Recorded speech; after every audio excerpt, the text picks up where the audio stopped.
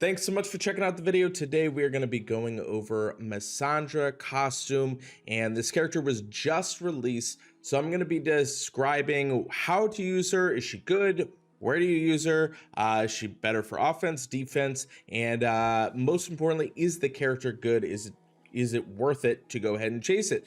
But before I do that, make sure you go ahead and subscribe to the channel. Let me know in the comments below what you guys think of Misandra Costume. Do you think the character is good, bad? I want to hear your guys' opinion, and I want to try and get 500 likes on this video. So do me a favor, just go ahead and click that little like button.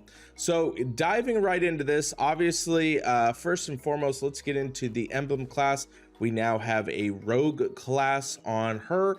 She obviously also gets the costume bonus, which comes into play. She does get that 1% mana bonus with her running at fast speed. I don't think that we can get her at very fast speed because her Lagoon family is only going to be increasing the attack, so you can't really stack her up. But once she does get the second costume, there is a potential for that. And when that second costume comes, we'll know probably in about a year and a half at this rate.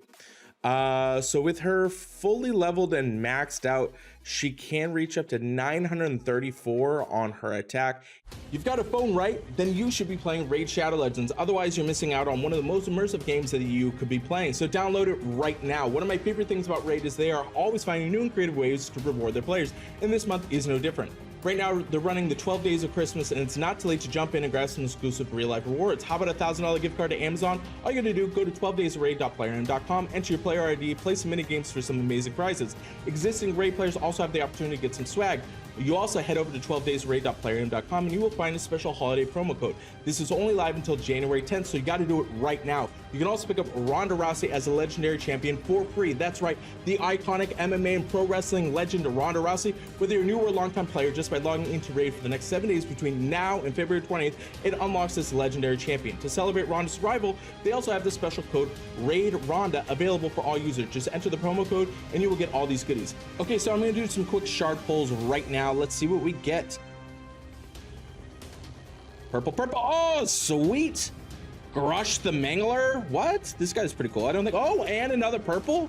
Umatagi. I know I definitely don't have any of these guys. Grush the Mangler. This guy looks sick. Umutugi. Yeah, I definitely don't have this character. And the Shadowkin. This is actually a really cool character here. That's so sweet. Doing 10 and I got all those guys. Judge. That's pretty cool. Now is the best time to download Raid Shadow Legends because you also get some amazing rewards: a free epic champion Joan Toon, 100,000 silver, 50 gems, and 2 epic skill tomes. Just click on the link in the description or you can scan my QR code. All your treasure will be waiting for you right over here. Thanks again, Raid Shadow Legends. 862 on defense, 1699 on her health. Honestly, stats wise, nothing too crazy or overwhelming about her.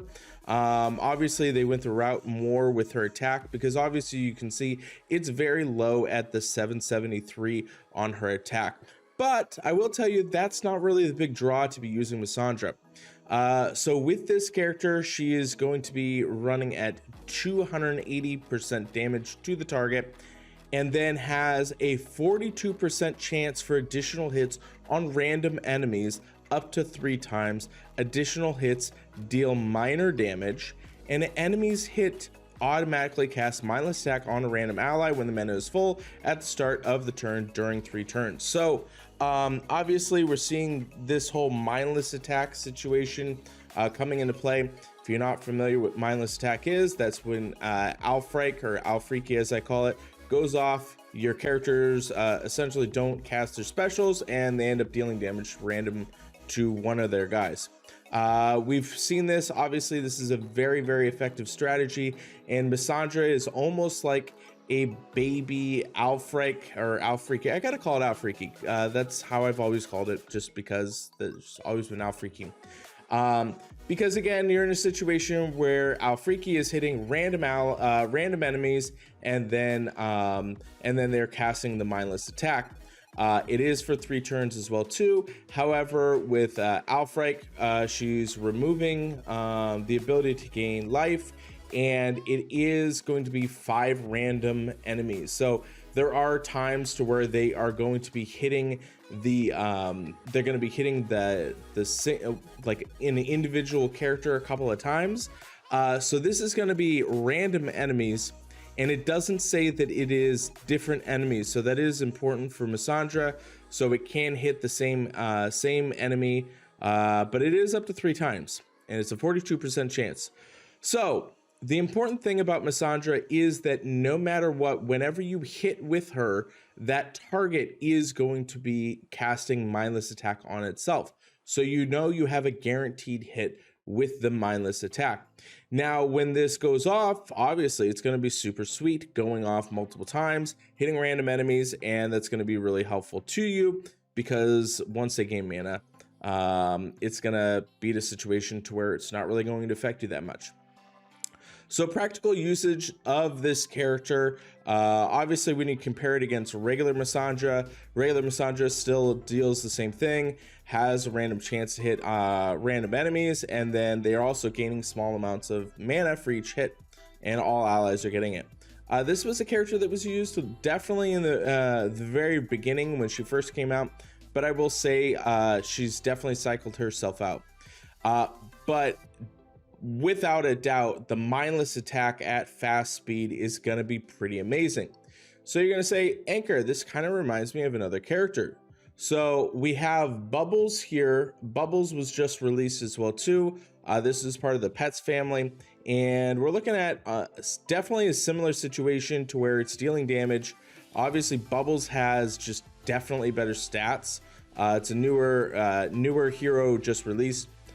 This is dealing 480 damage. It's going to be casting minus 44 defense for 4 turns. And then this has the shifting mindless attack. So what's crazy about Bubbles is that Bubbles is in a situation to where it's not based on turns. It is going to stay on that character until they cast their special, and then it is going to shift to another random ally when it is full. So this is a really annoying situation that you're having. I don't know, we haven't seen Bubbles a lot on defense that much, but Bubbles is pretty incredible, especially being at blue, being able to cast mindless attack. So so you can see definitely some similarities there. Now, if you're looking at Misandra being practical usage, should you use this character on Titans? I personally don't think that I really want to use Misandra on Titans.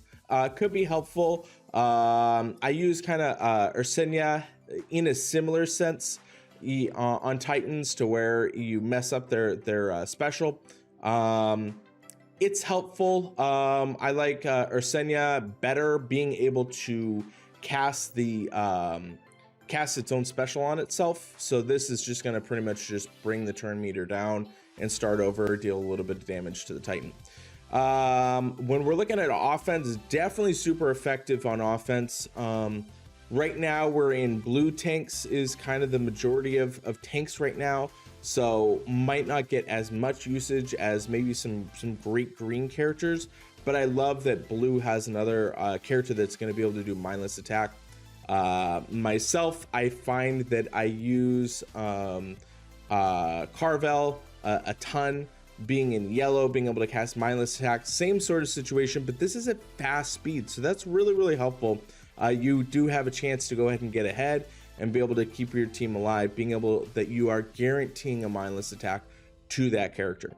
So offense, I could see definitely being used.